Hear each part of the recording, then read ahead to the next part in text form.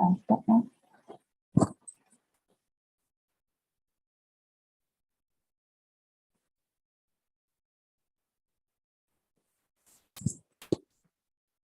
Warm welcome to our Masters Hualien Dharma team and brothers and sisters around the globe to Saturday Hualien Dharma talk. Let us start the session for today. Recently, disasters have happened so rampantly one after another due to the great imbalance of four elements. Now with COVID-19 pandemic around the world, Masters have great concern and earnestly urge everyone to return and adopt vegetarian meals to protect life and cultivate our good love to living beings and for the goodness of society and the world. Let us send our sincere prayers into the 10 directions. May the Sangha be free from disaster and peace prevails in the world. Let us sing the prayer song with sincere piety. In my heart, I feel deep gratefulness.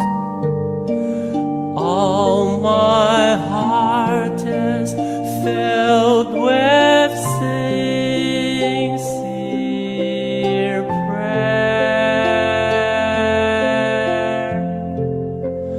From all corners of the world, let us join our hearts and pray for a world of harmony and peace. From my heart, I pray. May we join our hands, our hearts as one. Spread the seeds of great love, nurture wisdom evermore. Let us fill the world with hope.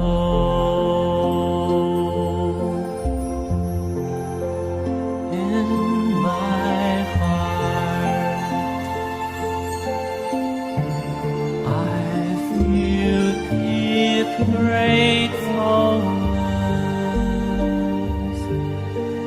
May all the Buddhas know my prayer. All united with one heart, let us end our hate with love. May there be no suffering hereafter.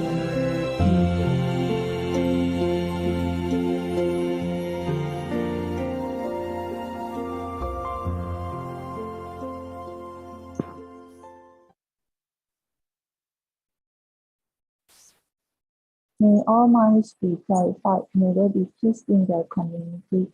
May there be no disasters in this world. Now let us together pray for universal love and blessing. With loving respect, gratitude, and confidence, let us wish every person in our lives a healthy body, an enlightened mind, and a total fulfillment in universal love. Now let us extend this consciousness to include every person in the world, every being in the universe. Let our unified love make this wonderful world even better. Let us all immerse ourselves in the joyful embrace of universal love. Before we hear the wonderful sharing, let us invite our masters to lead us in paying homage to Super Gem. Let us pay our respects for these teachings and explanations to the Buddha and Master Ching by making three sincere vows. Please rise, come together. First bow. Second bow. Third bow. And a bow to our beloved Abbot Masters who could join us today.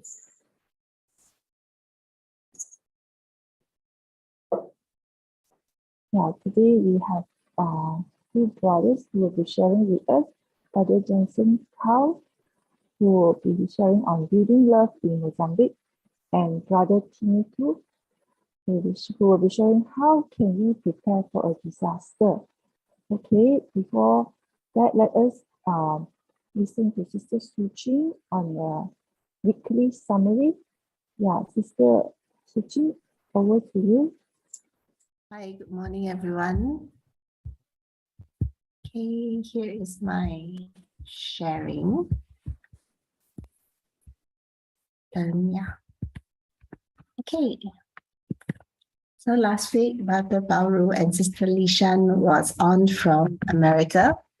Brother Bauru brought his physics knowledge for discussion last Saturday morning. The secret of the universe at the quantum mechanics level that connects everything. When the self becomes aware of the world around it since time began, we will also come to realization that one is in everything and everything is in one. Modern science can now prove this is true. For a long time, the Buddha has preached that one true suchness when many do not have a clue. Master Cheng Yen advocates that it is in the living of every day that we are led to the wondrous existence of true suchness, also known as the Bodhisattva way. May I, Brother Jo Huang? The Buddha halted expounding the Dharma 3 times 2,000 years ago. The first halt was because people were not able to let go of what they think they already know. The Buddha said that the Dharma was so profound that people will not understand, but Sariputra pleaded for all of us in a manner that only Sariputra can. Not long after, the Buddha once again halted expounding the Dharma, leaving the disciples and followers with a bit of dilemma and unsure of the extent of the unfolding drama. For the second time, Sariputra pleaded on behalf of the followers that the disciples will have faith and belief. Please, Buddha, let us get back to the Dharma chat. Finally, for the third and last time, the Buddha stopped and halted and said that the Dharma is difficult to imagine. How can we mere mortals get it into our heads? Sariputra pleaded and exclaimed and said something rather ingenious. He told the Buddha that we will understand. Please have faith in all of us. Okay, so that's the sharing for last week. I'll pass back to Sister Su Ching to introduce the next speaker. Kanan. Sister Lily and Sister Su Ching for the wonderful start. Good morning, 敬爱的上人, Word Masters, brothers and sisters online. Very good morning to everyone. We are most humbled to have with us 2 distinguished speakers, Brother Johnson and Brother Timmy, to share with us this morning. Maybe I'll share a bit on Brother Johnson. Brother Johnson will be sharing first. Brother Johnson joined Tzu Chi Foundation in March 2020 as the project coordinator for Tzu Chi Cyclone Idai reconstruction program in Mozambique. Brother Johnson is responsible for the overall management of the infrastructure rebuild program, as well as the community capacity building programs. Prior to his staff roles at Tzu Chi Foundation, Brother Johnson has been an active Tzu Chi volunteer in Australia since 2009, where he contributed to Tzu Chi Refugees Care Program and Environmental Protections Programs. A highlight of his time in Australia included engaging college youth volunteers to participate in charity activities and developing into young leaders in the communities. Brother Johnson became a certified Tzu Chi commissioner in 2016, taking refuge under Dharma Master Chen Yan, founder of Tzu Chi Foundation. He is an Australian citizen, fluent in English and Chinese Mandarin. Without much ado, let us invite Brother Johnson to share with us building love in Mozambique. Over to you, Brother Johnson. Hi. Good morning, Abode Masters, brothers and sisters online.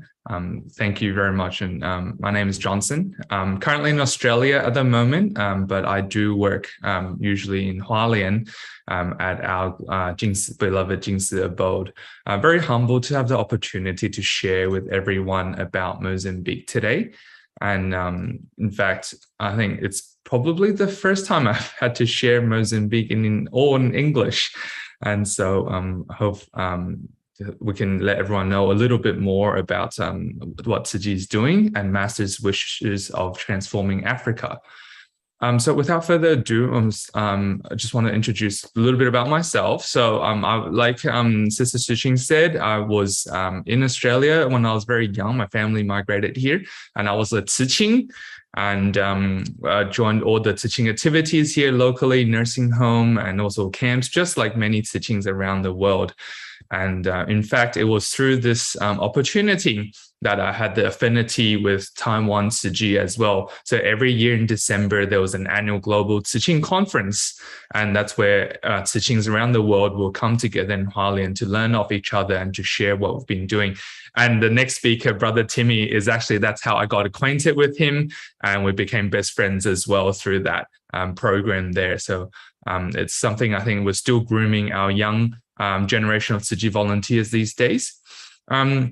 And through that furthered my connection with the whole Dharma lineage of Tzu Chi as well. And in university, I studied pharmacy and hoping that through medicine, we'll be able to assist people with my profession. But little did I know that will not last very long. Through university and also after graduation, because of pharmacy and Australia's TEMA program, participated in a lot of dental and medical fairs that were held regularly here. And I think it was a really good way for me to give back to the community with my profession. So not only was I helping people day to day in the pharmacy where I work, but also on the weekends in Tzu Chi, I was also using my professional knowledge to help others. And this continued until 2019, and I felt that was sort of what I'll be doing for the rest of my life. But in March 2019, a particularly large cyclone struck Southern Africa. The name of that cyclone is Cyclone Idai. It was actually the largest and most severe cyclone registered in the Southern Hemisphere until that time in 2019.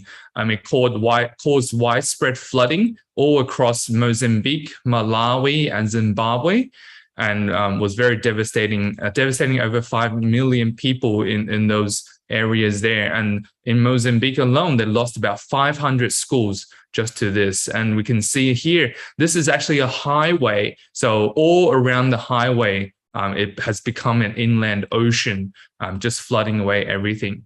And you might ask, so where is this country, Mozambique? Mozambique is actually on the southern tip of Africa. So this is at the bottom of, on the southern end of Africa, we see South Africa. And then Mozambique is to its east, bordered by the Indian Ocean and Madagascar. And then on the western side, we have Zimbabwe, Zambia, and Malawi. This is one of the poorest areas in the world. So Malawi and Mozambique are both ranked in the bottom 5 in terms of national GDP around the world. And how far is this from everyone?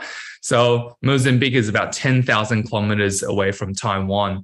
And from Australia, it's about the same distance, actually. And that's where I was when this Idai happened. In fact, when Idai happened, we were actually in Taiwan reporting to Master Chen Yan on Tzu Chi affairs in Australia. And I remember Master saying this, "With my eyes closed, I see hellish scenes. When I open them, I see human suffering." And at that time, Master actually was, her eyes were not feeling 100%. She was having some vision problems and had surgery at that time. And I just remember hearing that in her room and thinking, well, as a Tzu Chi volunteer, as a pharmacist, what could I possibly do to help my mentor, my master, not feel so anguished, and also to help these people who are in suffering. And so at that time, I ended up, it was supposed to be 5 days in Taiwan, and ended up calling my employer at the time, calling my boss in Taiwan. I called him in Australia and said, I need another, I don't know how long, but I need time off to go to Africa. And he was completely in shock, but he said, okay, he knows I love Tzu Chi, and he knows the work I want to do. And he says, carry our blessings and go and help the people that need it. So I ended up in Mozambique a week later to join on the TEMA team that was going from Taiwan and USA and Australia. And we were there on the ground for about 5 weeks, working in the medical clinics and also disaster relief efforts straight after. So from Taiwan, I ended up flying to Australia and to Mozambique across 3 days, and joining them on the ground there. And what I saw was complete devastation. There had been nothing. I think I have been a very fortunate child growing up in Australia, a very safe place, a very happy place. And then suddenly thrown amongst this disaster zone. Half the road is collapsed. When we were driving, you have to go left and right because things are everywhere. There's flood water all across the side of the highways. And in fact, what was most sad to see was next to the highway, people were just pitching up tents and staying wherever they could because they had nowhere to go. And when we arrived, our Tzu Chi volunteers were already doing the relief work that Tzu Chi does best. And Brother Dino Foy, our local Mozambican volunteer, husband to Sister Dailing, whom many of you might be more familiar with, he arrived in the disaster zone in the first weeks and started already surveying the damages and what Tzu Chi could possibly do. Tzu Chi was one of the earliest NGOs on the ground because we had that local presence with our Mozambican brothers and sisters. And I remember one of the early stories that we heard from the team was the story of 44 people to a cup of beans. So the photo here are victims of the Cyclone Idai who were evacuated from their homes into local schools. So they were staying in this classroom that was about 80 meter squares, but there were hundreds of them just in there. And because of the low amounts of food available from the NGOs and the government, they were served 1 cup of beans to this whole entire group of people for just 1 day. So when they were holding that blue mug and we asked them, so how many people have to eat out? And they said, all of us. And then we said, well, when is your next meal? They say, I don't know, but this is all we have. Upon hearing that story, Tzu Chi volunteers felt very, very concerned for the hunger and also the hygiene and the livelihood of these people who had already lost everything, but now they could be facing starvation, even though they're safe. And so at that time, Tzu Chi began distribution of our rice and also this food kit as well to help bridge the victims' livelihoods in the evacuation center. But I remember at that time very clearly, we thought about solving the hunger problem, but Master Cheng Yen was already a step ahead, thinking about the hygiene problem with the water purification medication, toothpaste, soap, and even the spoons and plastic cups to serve the food in was a key concern for Master to make sure these people are well looked after. And we can see upon receiving the goods, the expression is totally different, and these families going home with these relief goods, knowing that they have something to start with to rebuild their lives. One of the other stories in that early times of Idai was this girl named Chia. Some people may know her in Chinese, her Chinese name as Hongshui, which in fact means floods, the flood waters. So Chia's mom is very young. She was in her teens in 2019, and she and her husband had escaped home. She was pregnant and due for birth, and they actually escaped onto a tree during the flood times. So the mom, and at that time during the floods, Chia decided to meet the world at the most challenging time her country had faced. So her mother actually gave birth to Chia on the tree, and the husband had to stand in waist-high floodwaters to receive Chia. And then they stayed roadside for many days, just cooking off the floodwater, sterilizing that, and feeding Chia and a mum with that floodwater. Life had already been very challenging prior to the floods. We can see here, this is a photo of Chia's house. What you see in the middle with a black plastic tub, that's actually their toilet block. And they actually live on the side in a very small space. But I think the story of Chia just gives everyone a symbolism of how strong mentally the people of Mozambique is. Little Chia was able to be born in the most challenging times the country had faced, and the community was suffering. Yet she grew up so well, and even until now, when we visit her, she's still very happy and a big girl. And she actually has younger sibling as well now, and we can see that she's grown up to be very strong. And I think that also encapsulates how the story of how that community has come along. Because at the original time, just when Chia was born, it was very, very challenging for any sort of relief work. So we can see here all the houses are gone. And that the relief work was very challenging because of the scale. So like we said, the largest cyclone in the history of the Southern Hemisphere, the lack of resources there available in sub-Saharan Africa. And then the roads, there were basically no proper roads except for the highway. Everything else was gravel and dirt roads. And of course, there were no municipal water or electricity supply. So we had to go with what we had, with no water, and we carried bottled water, we carried tanks of water, and we brought our own generators. And of course, there was no mobile phone network. So it was one of the most challenging relief missions that I think Tzu Chi has done globally in terms of international relief as well. But at that time, we were very fortunate. Master guided us step by step. The team, a team from Taiwan and Australia and USA arrived in, and also South Africa arrived in Mozambique just weeks after the disaster to coordinate the relief goods on the ground. And Master Cheng Yen told everyone the mission was very clear. We must help these people rebuild their lives. And the traditional people of Africa are very good at using the local materials. So let's provide them with tools. So then we had this construction, food, and agriculture kit where we gave them construction tools and basic materials, and they were able to build their houses with that.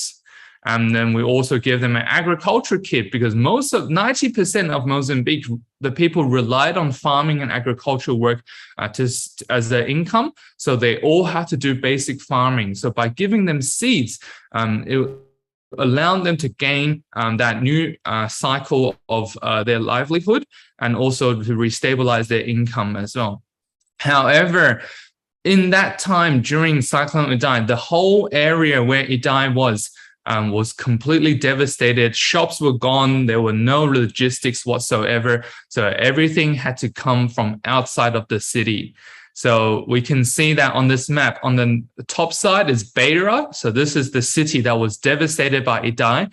It cut right through the city. And actually, the capital of the country is on the southern side called Maputo. It's 1,200 kilometers away. And this is also where our Tzu Chi office is. So all of our Tzu Chi material, all of the quality suppliers, they were all in Maputo. So we had to find a way of getting this up to Beira, where at that time Tzu Chi had never been before and had no volunteers.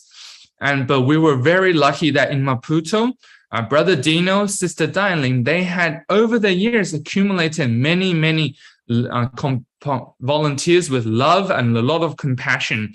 So when the call went out to the community, say, we need help putting together these relief good packs, please come and help us.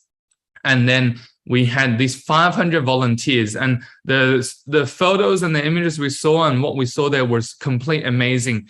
For over the weeks, every day, volunteers, more than 500 volunteers were there at the office. packing away. And I think this is a true representation of what Master says, 500 people with love can make a thousand hands bodhisattva. And I think this is true bodhisattva coming in our realm and showing the compassion and also selflessness there as well. And not only it is regular volunteers. I remember there was this one particular volunteer called, well, we can see here on the screen, the sister in the purple shirt. So you can see her arm, there's an arm cast there. So she was actually struck by a car when she was doing home visits after the Cyclone Idai to do surveys and also make the name list for distribution. And she was hit by a speeding car and then broke her arm. We told her to go home and rest, but she said, I still have one other arm, so I can still help with the other hand. And I think this is a true representation of what in the Sutra of Innumerable Meanings it says, it is faith that creates courage. And I think to have faith in Tzu Chi's works and in Master Cheng is what gave Sister Amelia that courage to persist onwards, even though she was hurt, but she knew there were other people that were suffering more than herself, and she could still help them with that. I think this is just one of the many stories of courage at that time. So moving on to the distributions, there were so many firsts in that time when we're doing this distribution. It was the first time Tzu Chi Mozambique sang the national anthem at a distribution and also sang the Tzu Chi anthem as well. And it was also the first time we moved beneficiaries along to collect materials because there were so many. Previously in Mozambique, often the materials, because to avoid chaos and also disorderliness, they would keep the beneficiaries sitting down and the volunteers will approach them with the relief goods. But we taught that we shared with the volunteers that in Tzu Chi, we have to have the humanistic side of relief as well. It is not simply just about giving the goods. It is about doing it in a way with respect and love and gratitude. And we share with them the concept of how Master Cheng Yen did food relief distributions in the abode more than 50 years ago at the first times of the Tzu Chi Merit Foundation. And then the volunteers understood how important it was to have gratitude and respect. So they set up stations and then organize themselves to try to facilitate these beneficiaries to move from each station along to collect the materials, and then also have abundance of volunteers then to help them with the materials. You can see in these photos, every station has nearly 2, 3, 4 volunteers serving one beneficiary. And I think that is the true representation of love and Tzu Chi's love as well. And aside from the livelihood, we also saw a lot of underprivilegedness in education as well. We can see these typical schools that we had here in Mozambique, studying under the sun, using just anything that they could get their materials on, sitting on the grass there. And this is what they call a standard classroom as well. And it just gets worse from there after the disaster. All the walls, the roofs are gone. There's nothing there, and whatever exists were also heavily damaged as well. You can see that the community tried to rebuild with what they could, but it's very, very limited. And students are crowded in these very small and insufficient spaces to help with them to try to continue their studies. And we can see how eager they were to try to study as well. We saw it in the children. If we look at this photo and we zoom in a bit closer, can you see what they're writing with there? That tiny piece of pencil, no bigger than a $10 coin, in $10 NT coin. So very, very small there, only a couple of centimeters wide.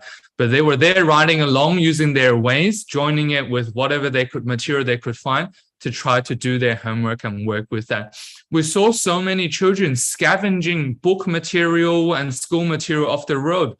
We heard about the story of Rosinia and her books, and she was after the floods, she living in this very poor condition house, and but she got out her straw mats and started drying off her books. When Brother Dino asked her, "What are you doing this for? Like, school has not started." She's like, "I'm just waiting for school to start again. I'm getting my books ready." And her family shared with us her love for education, her love for reading.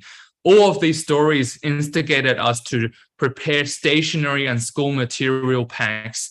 And so we distributed school bags, textbooks, notebooks, pens, rulers, pencils to the school children. And we can see how much joy there was in these children as well.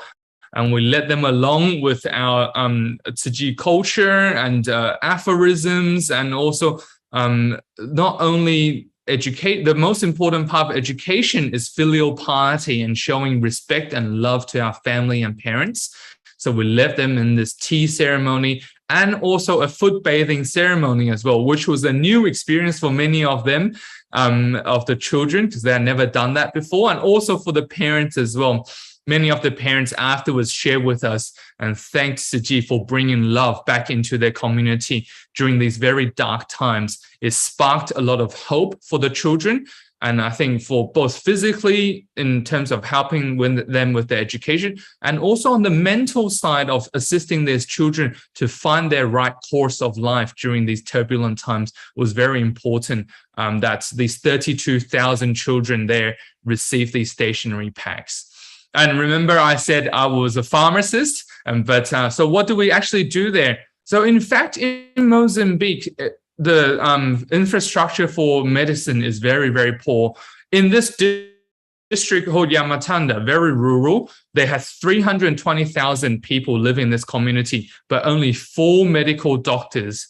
And that's 1 doctor to 80,000 people. In Taiwan, Hualien, we have 1 doctor for nearly 400 patients. And so you can see the last big discrepancy in terms of ratio there. And we're very fortunate at that time. Many of the superintendents of our Tzu Chi hospitals in Taiwan led a team of more than 40 medical professionals from Taiwan over to Mozambique to give aid. And also our volunteers there to help with infrastructure, because to do a medical clinic in the area where we had no water, no running water, no electricity was a whole new challenge. But we're lucky the brothers there in Taiwan and also some of our brothers in Australia have experience working in rural areas where there were no power, no water, and they were able to bring gear from overseas into Mozambique and adapt that to their use there. And in fact, we actually we can see that overall the emergency relief phase, we helped over 26,000 families in terms of the livelihood pack and the construction and agriculture kits, and then those 32,000 children with the school materials. And in the medical side, we helped over 4,950 patients there as well. But it is not only the relief phase that is important, but what we do afterwards to help these people be more resilient and be more prepared in terms of rising crises, and also to find love and to inspire love in their lives, so they can also help their own community and not rely on foreign aid. And we're very fortunate these volunteers, Tzu Chi volunteers that we have in Mozambique, they all have the vow to carry the missions. So after the relief phase, actually 17 of, we see 5 here, but actually there were 17 of our sisters in Mozambique who vowed to relocate 1,200 kilometers from the south to the central part of the country to be there and start a Tzu Chi mission. And what missions were there? So one of the most important Master identified were still these children. Master said children are the future and hope of society, and the education for these children cannot wait. Master also said to restabilize their livelihood, we need to look after everyone's heart and mind, and also their body. So in terms of safety and livelihood. So it was important we gave them a safe residence, a fundamental element, look after the fundamental element of their life, somewhere safe to live, so they can put their efforts and their concentration and income on building their life better. And under that guidance, and the Cyclone Idai reconstruction project was born. The target was to rebuild 23 schools to serve 45,000 children, and also to build 4 villages serving 3,000 families. And this spread all across the disaster zone. On the bottom right, where the Tzu Chi logo is, that is the city of Beira. So that is where the cyclone most heavily struck. And then through this northwest direction, this is along where the cyclone path was and along one of their main highways. Tzu Chi is now building these schools and villages along this most heavily affected area of Cyclone Idai. And the further northwest we go, the more rural it was. And we can see this in 2019. So Kura village, this is one of the village sites that we adopted for reconstruction. We can see it was fully barren. There was nothing there. The government gave everyone a tent, and this is where the beneficiaries stayed for months until they were able to rebuild their own homes using local materials such as wood, using the kits that we distributed. And the living conditions there were very, very poor. This is inside their tent. They just had a bucket, a basin, and a tank. The little canister there, jerry can, that's for carrying water day to day. And they slept on the ground on straw mats, and whatever fabric clothing they had, they laid out to try to keep themselves warm through the cold winter that arrived in June 2019. And in terms of toilets, you can see them, that the white fabric at the back, that's their centralized toilets. And then here in front, this is a little water station to wash their hands. And so what have we managed to achieve so far? So at the moment, we have over 1,000 houses under construction, and then also another 2,000 in the pipeline completing design. And this is for the more than 3,000 families that we're looking after in the 4 villages. And we can see the comparison of the recent photo versus 2019. And this construction actually started in 2021 with some of the houses there. And then, so last year, so 12 months ago, this construction started. And we can see in the site, some people are still living in the huts, but they're no longer just pitching tents. And then in the village, we can see the houses slowly being accomplished stage by stage. And these houses all come with their own individual toilets as well. So the house at the front, and then the toilets at the back of their plot of land as well. And recently, we've just accomplished another new phase of the houses here as well that we can see in the photo. But it was not only about giving them the houses. Remember, Master said the houses are just a fundamental element to help them regrow their lives. So actually, we also provided a vocational training program. So we selected male and female volunteers who were dedicated and wanted to learn construction skills. And then our Tzu Chi employed engineers to teach them from the most basic, such as drawing lines, measurements, basic tool recognition, basic material recognition, safety, and also instructions. And then step by step, we let them build the toilets here in the villages. And so from just measuring out the lines on the ground, how to align beams and columns, and also how to do concrete, and also how to do bricklaying, and then excavations as well. We can see some of the results that our volunteers are producing now. They're quite good quality finishes, actually, in comparison to the buildings that you can see them here. We have these 2 toilet blocks built by our volunteers, and then what they will usually build with the local materials around them. So we can see, hopefully with these skills, new skills that they have, they were able to gain employment in their local community, but also help themselves and also their neighbors and the community to build more safe houses as well. And then on the other half of the project are our schools. So the 23 schools, some of them are now in construction, and also the majority we are finalizing the design for. The main schools that we are accomplishing are these primary schools that we can see in the photo. In 2019, we have the very traditional and also very poor condition schools. And now in 2022, nearing completion, are our safe and resilient model schools that we hope to implement for the future of Mozambique. And we can see more of them here as well. and then also the local ground team taking photos in front of the old school, and then now in the courtyard of the new school as well.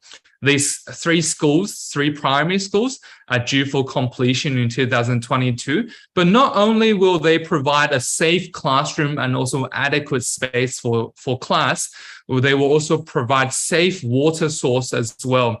When we opened this borehole last year, the school directors told us, "Thank you, Master Zheng Yan. Thank you, Tzu Chi. Our students no longer have to skip school to go home and drink clean water. They now have access to clean water on site." And that words of thanks made us felt every part of the effort that we put into this project was worth it. Now these children are able to overcome this barrier of not having safe water to drink and then having to run home for water and not coming back to class. They're now able to get all of this in the school. But it is not only infrastructure. Again, what's most important are the hearts and minds of these children. And through our Jingsi aphorism, we're able to paint these on the school walls, in the school mural, adapting to the local culture in the paintings. But the words are the exact translations of Master Zheng Yan's and Jingsi aphorisms to help inspire these children into pillars of our future society. And we couldn't have done this without local support. So in the construction team, it's very important.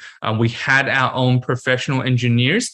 And to give everyone a small concept, so only about 8% of the population is ever going to accomplish university.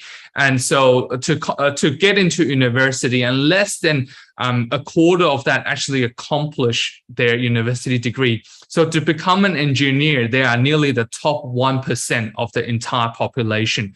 Mozambique has a 30 million national population. So these engineers are the top 1%.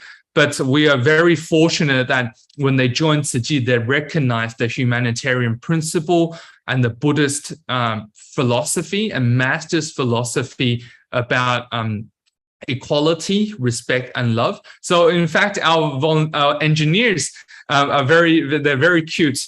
They join all our mums and also community volunteers, the commissioners in all the diligence training, the connections in Taiwan, because they have a better education. They often actually become the interpreters for our local volunteers. So we can see not only are they putting in effort in construction, but also on the humanitarian side and also the spiritual side as well, working side by side closely with our volunteers. Not only they don't see themselves as superior just because they have better education or are the tip of the pyramid. They are truly in there amongst the community serving them. And I remember one of the engineers, this is Brother Emerson, one of our team leaders there, he shared with Master Zheng Yan one time when he had the opportunity, he said, "We are all from different provinces around the country. None of us are from this local area, but so we have to spend time away from family. We have to spend time away from our children, but we are willing to sacrifice for these children here because we know how pivotal it is that these children need us. And we know this project that we are implementing now shall change our country forever." And so he thanked Master and all of the Tzu Chi supporters around the world for helping their country. Again, I think to be able to implement these, we needed to have our local bodhisattvas, our local volunteers, for them to put a vow to action. Not only is it not only is it just, but also spreading the Dharma, spreading the love, to spread the concept of bamboo bank from one to infinity, and also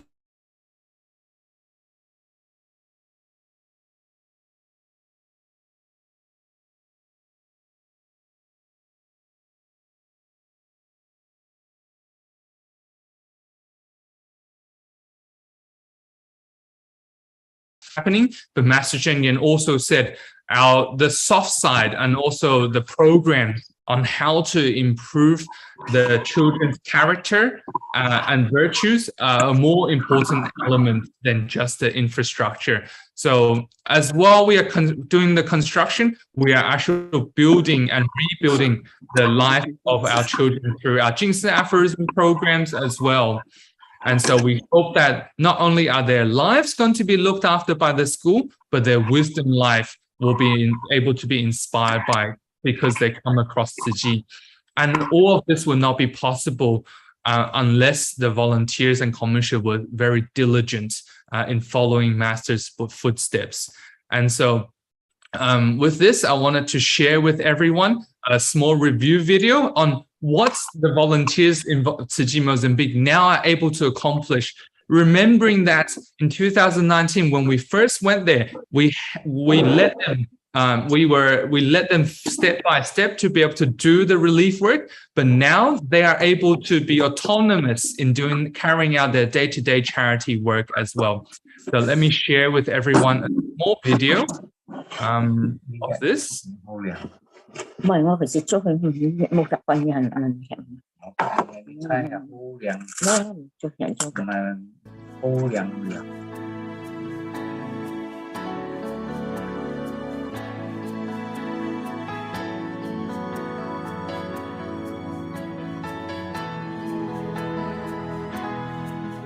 Há barco que navega pelos mares, procurando corações aquebrantados. A gente. So this is actually our volunteers assisting these refugees who had to escape from the northern parts of Mozambique by boat. So volunteers met them there on the beaches to serve hot food and sanitary material. Mozambique every year is encountering more and more cyclones. So starting from Cyclone Idai, the volunteers have learned how to implement relief and do these emergency assistance. So now they follow that model and are able to do it on their own without the Taiwan team or other foreign volunteers going to Mozambique anymore. Because of COVID, we haven't been able to go back as well, but we can see how close these volunteers' hearts are with Master Chen Yan to be able to give these goods. And in 2020, 2021, during COVID, they were also able to give out livelihood assistance and medical assistance to the people of the community who were suffering because of COVID. And again, the Jingsi aphorism, the children there all say having the Jingsi aphorism there is like having a school of their own. Many of them have never received proper books before, and these children's storybooks in Portuguese with Jingsi aphorism are able to help them learn more. And we can see our schools under construction step by step. These are coming along. And our villages, we can see how much excitement there is from the community. And while we are building houses, the volunteers are participating in community farming as well, to take food security issues into their own hands, to grow their own food and support the community that have been marginalized, such as widows or the elderly, to support them using our community farm. We call them the farms of great love, because that's where every vegetable is grown with love by our volunteers and then passed on as a sign of love. In our Maputo office, we're still using it as a service station to help everyone there in terms of medical, charity, and addressing the needs of the local community there. So we can see our volunteers there still enjoying every step of their Tzu Chi work. Every day they are in the community and they take Master Chen Yan everywhere they go. And we can see that these volunteers really have grown from a group of volunteers who we felt needed our guidance until now. Starting from Denise and also Dailing and Dino branching out, growing into a full team. In fact, in Mozambique now, we have over 6,000 local volunteers, but only Sister Dailing, who is Taiwanese. And so I think often Master Chen Yan says, the volunteers, our brothers and sisters in Mozambique have such a pure mind and heart that they're able to align with Master Cheng Yen's heart and philosophy more closely. And I think that's because they have much less afflictions in their life. And it's something that we should all try to learn of them as well. And that's bound of selflessness and compassion. I think this phrase that I have on the PPT is from Brother Dino. He often says, with these love from the volunteers that we have in Mozambique, it is still possible to transform this country out of its poverty and unfortunate states. And that is because from Master Cheng Yen, we're able to grow from a seedling like this into a full tree that we saw. But when we trace these roots, we shall find the 55 countries and more that donated and supported the Cyclone Idai relief work. We shall find the Jingsi abode and the masters there who are our backstop in their supporting Tzu Chi volunteers and Tzu Chi's missions around the world selflessly and putting Tzu Chi first before their own livelihood. And of course, Master Cheng Yen herself, our beloved master, leading us back to our Buddha nature, which is what the volunteers there have, that pure sense of love, compassion, and wisdom. Master often says that when the Bodhisattva takes steps, lotus flowers appear. And she said to us at one time, a small vow that we take and to change Africa has benefited so many already. What if all the Tzu Chi volunteers around the world vow together? What tremendous blessings could that possibly cultivate and bring to this world? And I think in Mozambique, it is still a small example of this, I guess, master's great vision. And we're still trying to implement this a step at a time. We can see here, this is actually a photo. I love this photo. It was left behind after our volunteers were doing a Buddha bathing ceremony. Their footprints implanted on that sandy soil there, just like the beautiful lotus flower, symbolizing purity and wisdom. And Master again said, because of Tzu Chi, Mozambique is being relieved. So as long as every one of us act upon our compassionate impulse, then we can create blessings in Africa, steer them out of this poverty. If we lead them to begin to do good deeds, they are able to create their own blessings and create their own karmic affinities to ensure that this country, their own country, are able to leave these dark times.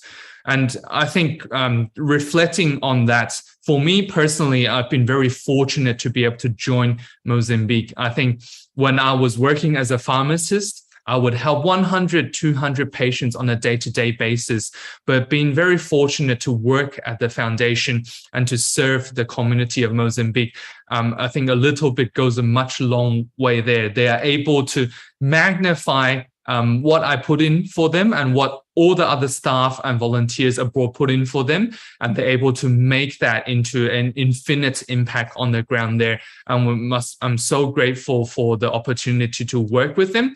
And I think it all comes down to when Master nearly 3 years ago now, when I heard Master say, when she closed her eye, all she sees suffering. When she opened her eye, she still only sees suffering. And I think from myself, I think we just really want to do what I can to try to create bodhisattvas there in Mozambique. I don't think I'm eligible to be a bodhisattva in comparison to what our brothers and sisters in Mozambique do, but truly is to support them to be able to begin to do good deeds and create their own blessings and create that cycle of love and compassion on the ground there. I think we're still working towards that, not whether it is charity or the infrastructure rebuild or the spiritual cultivation. We're still working at that a step at a time, but we do see some results there, and we're very grateful and humbled by the opportunity to share with all of you this morning about Mozambique and their footprints of love there. So thank you, 感恩, and in Portuguese, obrigado. Thank you, everyone. 感恩. Awesome. 感恩, Brother Johnson. I'm sure all of us are very inspired by Brother Johnson's sharing on this building love in Mozambique. Wow, bringing us the stories of the lotus flowers appearance with the steps of the Bodhisattva. How we wish we have longer time, but hope to hear from Brother Johnson again. I'm sure there are many projects also Brother Johnson has done. Okay, next. Okay, but before this, may I seize this opportunity to express our deepest gratitude to Huang Sifu and Sister Tiffany for bringing these two amazing bodhisattvas with wonderful stories. Okay, our next sharer, Brother Timmy Tu. Brother Timmy will be sharing with us about how we can prepare for a disaster. Brother Timmy grew up in New Zealand with his family, and he has been a volunteer for Tzu Chi Foundation in New Zealand since 2011. During his varsity years, Brother Timmy became part of Tzu Chi's college team, where he encouraged youth to participate in charity and volunteering events to become leaders in the community, as well as hosting and running many of the events.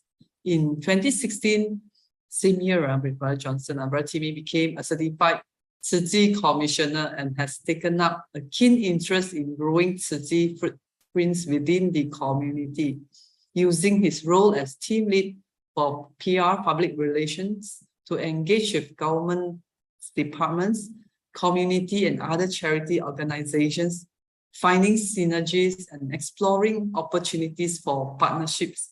Brother Timmy is also part of International Youth Leadership Program, focusing on Tzu Chi's effort on a global scale. Brother Timmy, a New Zealand citizen fluent in both English and Mandarin. Let us welcome Brother Timmy for the sharing today. Okay, Ka'an, over to you, Brother Timmy. Ka'an. Thank you, guys. Good morning, masters from the abode and all the brothers and sisters online this morning. My name is Timmy. So I had the privilege of going to the Asia Pacific Ministerial Conference on Disaster Risk Reduction last month. So that is something that I'll be sharing with you today. But before I go on to that, I will give a brief introduction on myself as well. Can everyone see that? Anyone see? Not check now, brother. Not sharing? Okay, give me a second.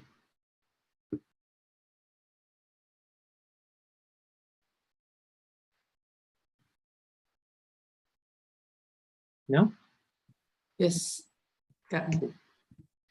Cool. So just a couple photos from back in my days as well. So I started at Tzu Chi as a youth at university in 2011, and like Brother Johnson as well, I've attended many annual conferences back in Hualien. So on the left here, just when I was younger, taking my group, taking a photo with my group, and on the right here, my sister is actually a volunteer at Tzu Chi Foundation as well. So every year we go back to Taiwan for the conference, and we will always take a photo in front of the abode. So we've been doing that for many years. In the end, I was certified as a commissioner in 2016, at the same time as Brother Johnson as well. And on the right here is being a youth in Su Ching has always been ingrained in our hearts. So we make sure that we go back every year and spend that time with the youth of today as well.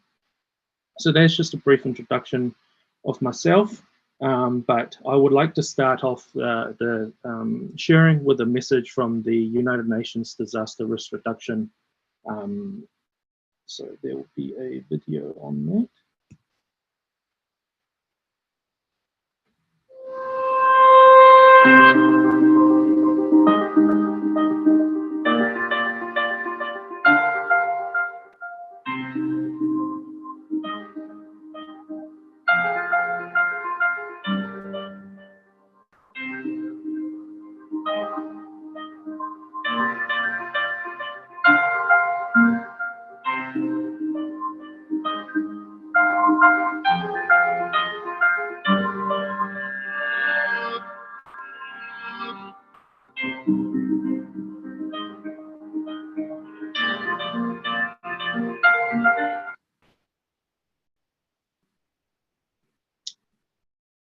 So my presentation stopped. Give me a second.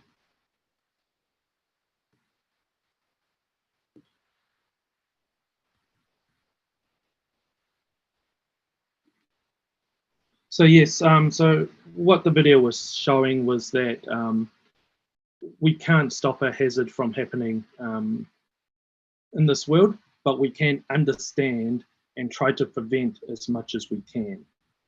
So that was just a message from the UN office.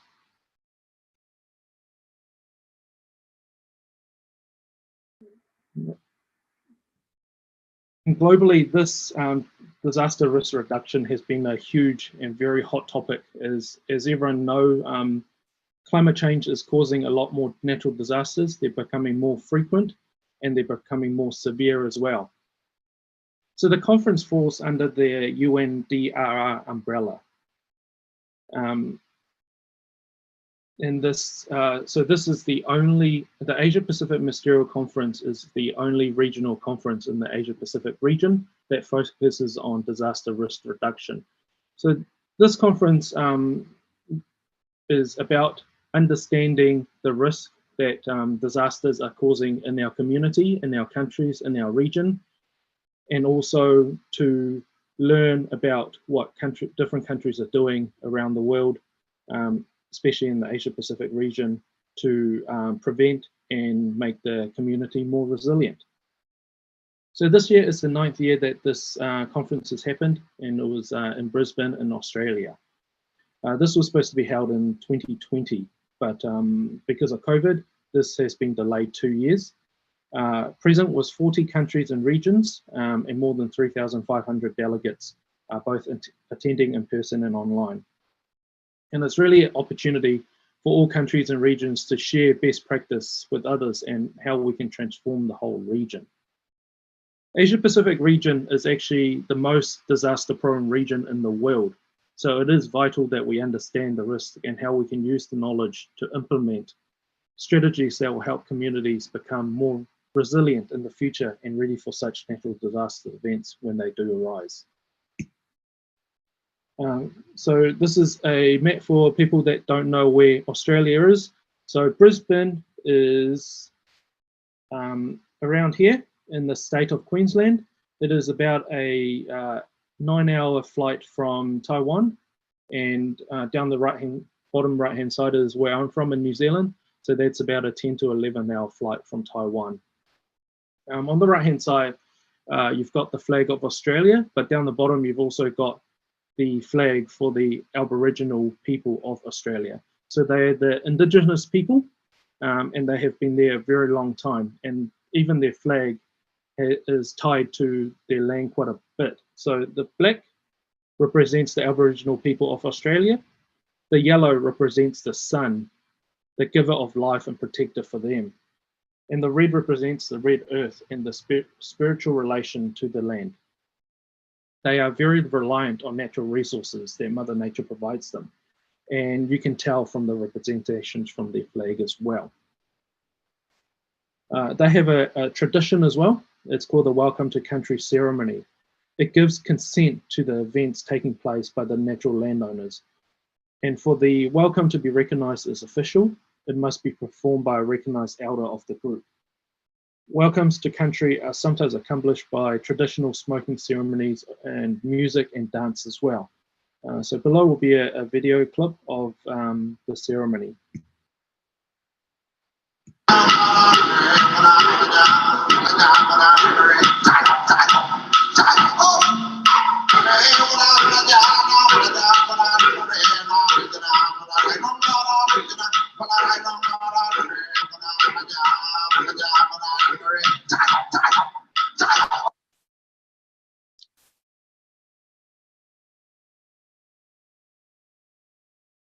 Sorry, I don't know why my videos are stopping halfway, but it is, so as you can see there was a person at the back lighting a smoke as well. And this is to smoke away the bad spirits. So in all the large events that happen in Australia, there will be a ceremony of similar kind as well. At the event in September, we had 13 representatives from Tzu Chi. Nine of them were certified commissioners, and 4 Tzu Ching as well. So I came from New Zealand, and the rest were from the Brisbane branch office. So the whole event was to understand the risks of disaster, the cost associated with disaster events, and acting on the knowledge, finding strategies together so that we can all be better prepared and more resilient in the future. So the conference had 3 main parts. The first was what you call a working session or preliminaries. So it's on your right-hand corner, top right-hand corner there. It is where the most important sessions are run, where everyone can attend in a large-scale purpose. So it's more about giving information rather than interaction. And the other one down the right-hand side bottom is partner events, spotlights, and learning labs. They're smaller in scale, probably fits about 50 to 100 people, but at the same time, there will be a group of panelists where you can talk to, and there will be a bit more interaction. As it is a global event as well, you can see on that picture, there is sign language being happening, and also live translation as well. And the last of the 3 parts is the marketplace. So this is on your left-hand side. This is a place where community organizations or governments can have little stores to display what they are doing in this area to help reduce risk or to help with recovery. It is a place where all our volunteers will spend most of their time outside of the classes to engage with different communities and understand what they're doing, and also to be able to share Tzu Chi philosophy with the people as well. It is nice to hear what others are doing, but we also need to make sure that we are letting them know what we do on a global scale as well, which is really interesting. So coming back to the data, so we need to understand the data for disaster planning. And this is something that is still, the data is still very limited, and most countries lack the understanding and have no way of really providing accurate data. But IMDC has provided us with some data that they have found across the globe, and hopefully this will give us an indication and an idea of how what we're looking at. And I know that from hearing at the event, a lot more countries are starting to trying to accumulate this data so that we can be more accurate with our findings. But here are some significant findings that we heard during the event. 95% of the people displaced in the Asia Pacific region are a result of natural disasters. So yeah, this is a big number. And this is why it has become such a hot topic, especially in the Asia Pacific region. In 2022 alone, 38 million people were displaced in Asia Pacific.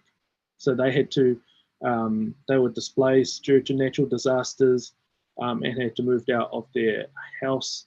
It doesn't mean that they are refugees, it just means they had to move due to these disasters. And an estimated 500 million USD was spent on disaster-related costs in Asia Pacific.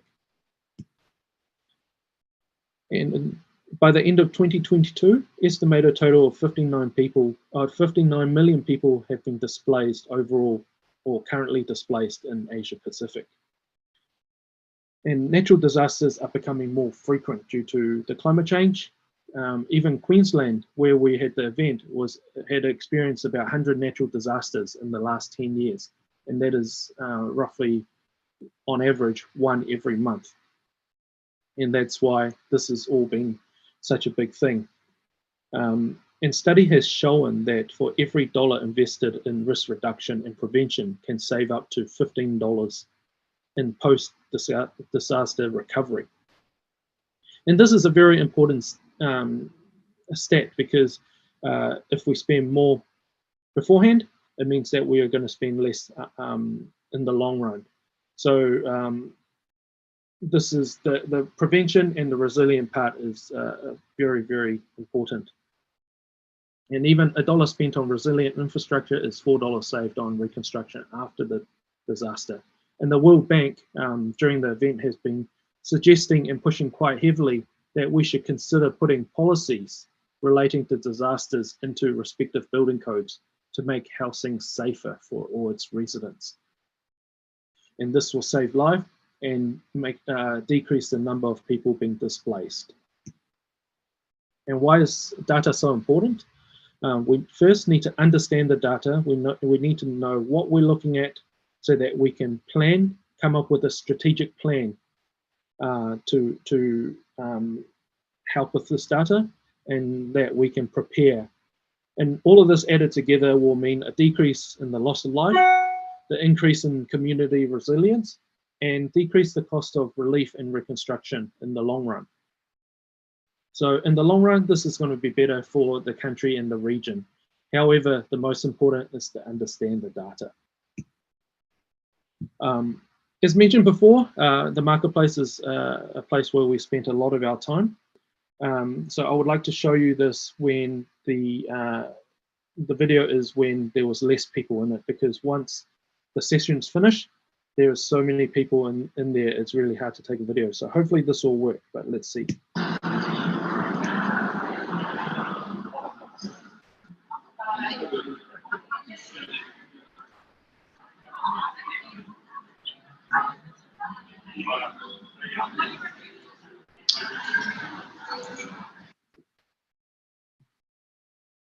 Nope, doesn't like that. All right, maybe I won't share any of my videos then. Sorry about that. So yeah, inside there's about 40 to 50 stores, different organizations displaying some of their products. So I will quickly open my PowerPoint again. So we all our volunteers would go to all these different stores, have a look, and yeah, talk to them, engage with them, so they understand, or we understand what they are doing in their field as well.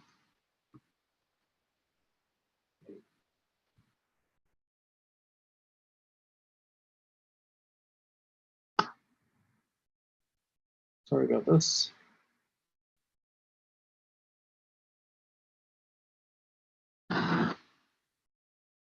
So one of the, so I'll talk to you about some of the interesting stores that we visited while we were there. The first one is the Disaster Management Authority for Vietnam.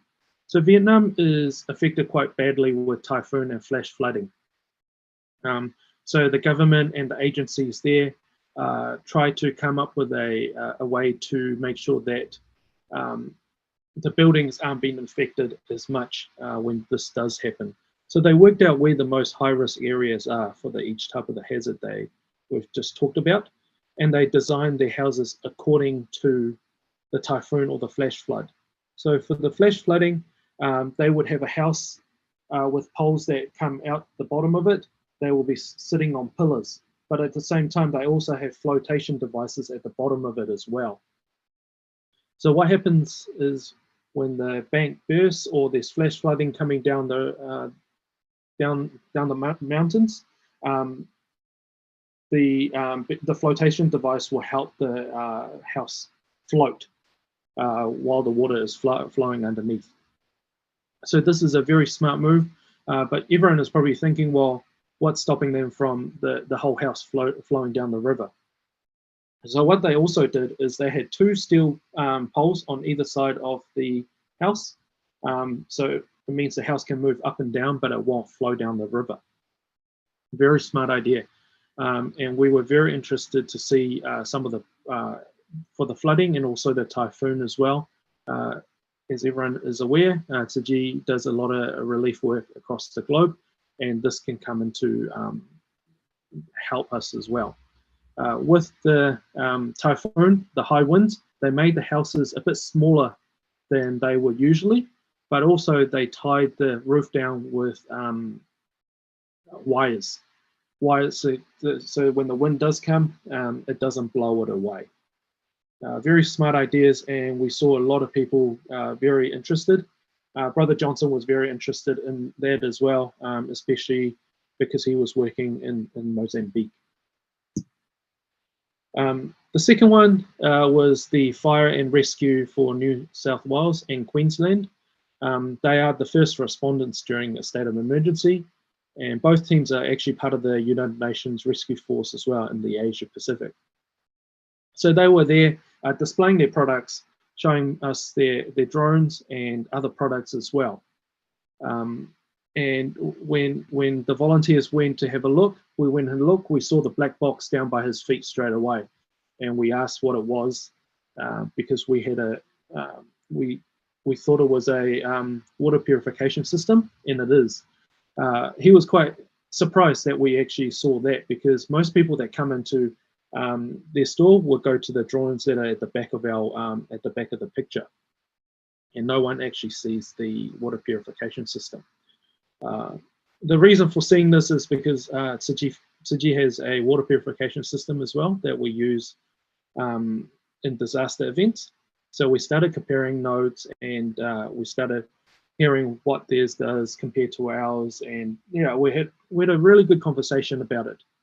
And during his sharing, he started talking about how when they arrive at a disaster site, they lack places to sleep or rest because there's not a lot around, and they will usually just find a spot on the ground, and that's where they will sleep for the night. Very poor sleeping conditions, and not ideal for resting when you've got to get up and do manual work the next day. We took this opportunity to talk to them about our multi-purpose folding bed, which we use in disasters. It was quite funny because they were supposed to be the one presenting to us, but we found the opportunity, so we quickly decided to talk to them about our products as well, or Tzu Chi's rescue relief products. So we told them that next day we will bring them in and show them. So the next day, we took our products in, we put it in the middle of the marketplace, and decided to start displaying them. Show them the multi-purpose folding bed, how, with the name, it is multi-purpose. It can be used as a bed, it can be used as seating, and you can use it as a crib as well for babies when you have two sides up. The feedback was very comfortable, easy to set up, easy to pack, and it can be used for their own personnel, but also for the affected people as well. The biggest thing for them is the way it's packed up. It's flat packed, which means it saves money and space when they are going into a disaster zone. And like normal Tzu Chi volunteers, we took the opportunity to talk to them about different products as well that we have. Our eco blankets, our suits that are made out of plastic, and also all our other clothing and socks as well, just to show them what the capacity or the capability that Tzu Chi has on a global scale. And they were very impressed with these products. And the other one that we saw that was very interesting was the Korean approach to resilience. Incheon, which is next to Seoul in Korea, wanted to increase the children's knowledge on natural disasters, how to see the signs of disasters, how to prevent them, and also the recovery side of the disaster as well. So all the teachers have to take a course themselves to understand, and they have to tailor their lessons and classes according to the ability of the kids. They find fun and engaging ways to learn and to teach the children of Incheon, and also very engaging ways. For example, on the left-hand side here, it's a game called Riskland, and it's like Monopoly. You throw a dice, you land on a spot. There's chance cards, there's knowledge cards, there's questions, and it's just a very engaging way, easy way for kids to start learning about risk and mitigating that risk. And this is very important because the real life story is from Tilly Smith. So she was a kid that learnt through one of these classes, and saw the indicators of a tsunami one day when she was out with her friends and family at the beach. So she was able to warn her friends and family and also others at the beach, and the tsunami came minutes later, and she saved over 100 lives because of this learning. So it is very effective, and it was a topic that people were encouraging countries and community organizations to start working or looking into. And the other part of the event is about engaging and talking to people from different countries. And I'm very grateful that our master has given us such a solid platform globally to help those in need. And it was actually really humbling to see how many people recognized Tzu Chi's uniform at the conference. And this is all because of the hard work the volunteers have put in around the world. So the first one is the officials from Penang in Malaysia. So one of our Su Ching volunteers stood up in one of the learning sessions and to ask a question and introduce Tzu Chi. Straight afterwards, we saw these couple of officials come towards us and explain to us that they are from Penang, and they are very grateful for what Tzu Chi volunteers in Malaysia have done. Every time there is a disaster, Tzu Chi volunteers are there first and the last to go, and they are very grateful and just want to thank us on behalf of all the affected people. So that was really humbling and very heartwarming to hear a thank you from a different country just because we are in the same uniform. The other one is Professor Emnad. He is a professor from the University of New South Wales, and he is very familiar with Tzu Chi's work overseas. After talking to him, we found that he was in Sri Lanka, University of Sri Lanka back in the days, and after the tsunami in South Asia, he did a paper on the effectiveness of organizations involved in post-recovery reconstruction and was very familiar with Tzu Chi's work in the Southeast Asian region. But he didn't know that Tzu Chi was in Australia and would love to keep in touch and understand a bit more about what we do on a global scale.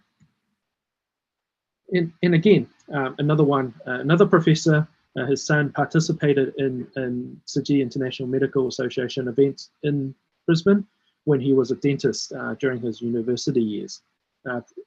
Attended several dental fairs in the area and would like to keep in touch and was really happy to reconnect and see us again.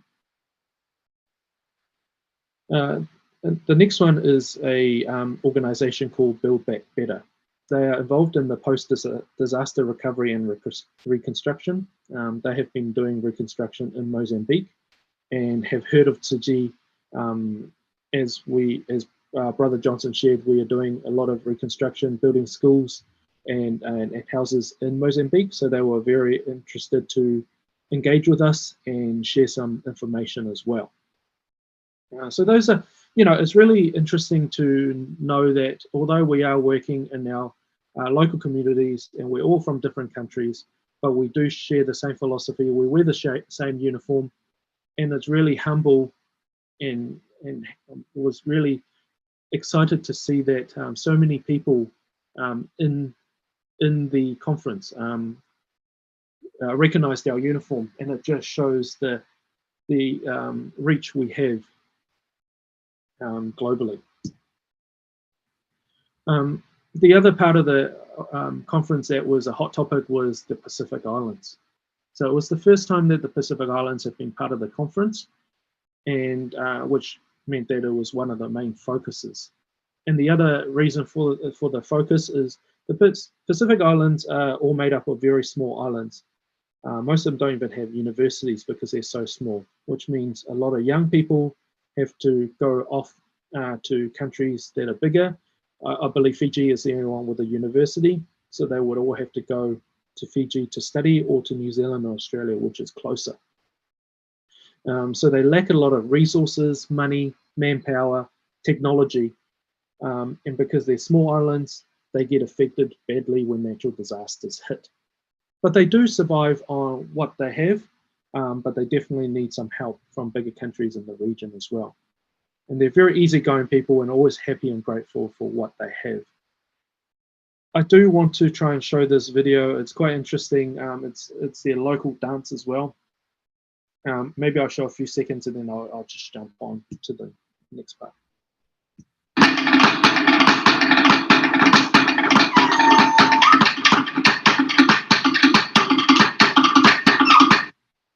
As you can see, they make the conference so much more lively because they have their own ways, because they're easygoing people. They just love to entertain, to dance, to sing, and it just brings the whole conference to life. But going back to Pacific Islands and their risk. So most of the countries in the Pacific Islands are one of the highest risk countries when it comes to natural disasters. But Vanuatu in particular has been identified by the United Nations as the most at-risk country from natural disasters globally. And that's just a lot of various factors that I discussed before: the lack of resources, the lack of money, manpower, technology. But they do have one thing though: they have a really good disaster plan. So when a disaster hits, because it happens so often, they are very used, and they all know what to do when something happens. And sorry, so Vanuatu, for people that don't know, is about 1,900 kilometers from Brisbane and just over 2,200 kilometers from Auckland, New Zealand branch.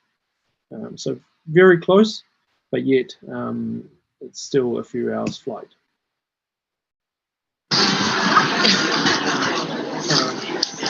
So this is just showing, so some of they're still very, they lack a lot of technology. So as you can see, they're still weeding from flat trees, flat bushes, and getting coconut meat from coconut grinding through sharp metal objects. And our Tzu Chi volunteers, been very useful, decided to give it a go, and they really enjoyed it as well. So they had a Pacific pavilion set up just dedicated to the Pacific Islands so that we can learn more because they are hugely at risk. So would like more organizations to understand what they're facing and how different organizations can help in that area. So before I finish, I would just like to share some of the photos of some of our volunteers, or just some of the stuff that has been quite exciting before I finish off. So on the left-hand side here, her name is Mami Mazutori. She's the special representative of the Secretary General for Disaster Risk Reduction, and actually the head of UNDRR as well. She attended the conference as well, and she wanted her message to be heard loud and clear as well. Disasters are not going to stop, or natural disasters are not going to stop, but we can use this opportunity to understand, to prevent, and build a resilient community that won't be affected as much. On the right-hand side, as I spoke about earlier on, the Aboriginal is all about music, dance, and ceremonies. So we had a choir at the opening ceremony as well, singing to us. And here is just some of the, sorry, for some reason, it just keeps jumping off.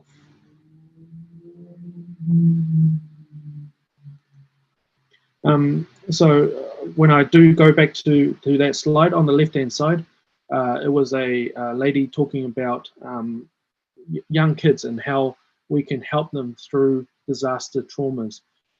It is a big thing where kids experience a disaster, they don't know how to express themselves, and they become quite sad and upset, and because they don't know how to express their feelings in words, it is very hard for us to see, but it is a huge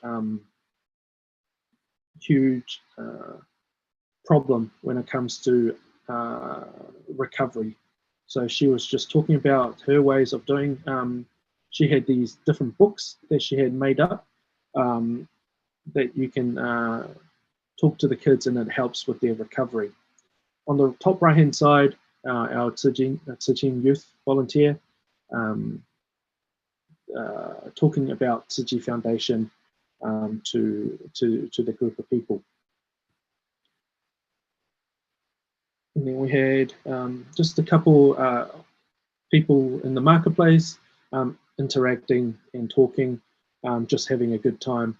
But we have to thank all the volunteers that turned up on the day, the 13 people that were present. It was hard work, but you know, everyone learned a lot of stuff and enjoyed the event greatly. In this picture here on the left, we sit down every day to kind of get an update from everyone, see how everyone is going, to make sure that there is no problems, and to jot down any notes and make sure that everyone's on the same page and just people having fun. On the right hand side here I love this picture.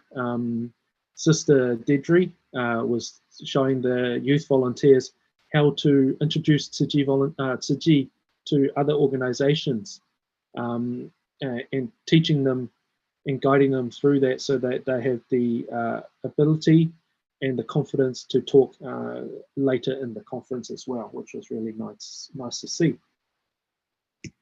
And to finish off, just another picture of the team that attended the conference.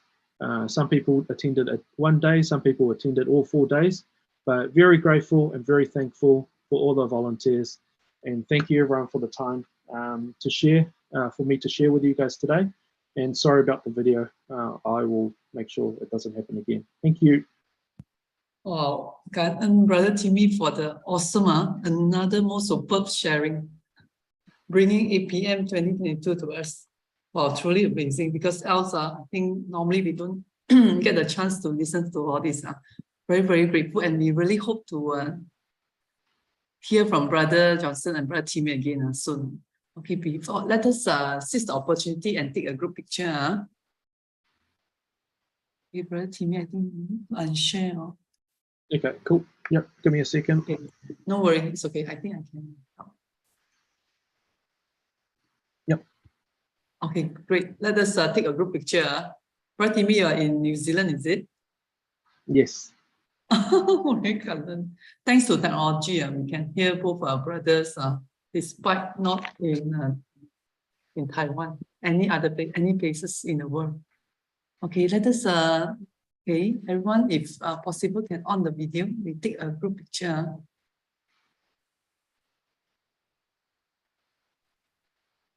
Kan was staying out with us since 5:20 today. Sister Wai, you will help to take the photo. Yeah. Okay, sister. Come. Okay, Okay. Kan. Okay. 1, 2, 3. Great. Okay, Kan, for capturing this moment. Most great. Bye-bye. Take care. The sharing again. Okay, before we end the session, let us pay respect to masters. Yeah, for the Dharma. Okay. Thank you everyone for coming, for your support today. Hope that each of us could sustain this Dharma joy and bring another piece of masters and foil to our life. Let us make 3 bows to the Buddha and Master Cheng Yen before we depart to apply these wonderful teachings in our everyday life. Let us pay our respects to our teachers of life, universal truth. Comes together. First bow. Second bow. Third bow. Can everyone take care? Stay safe. Bye-bye.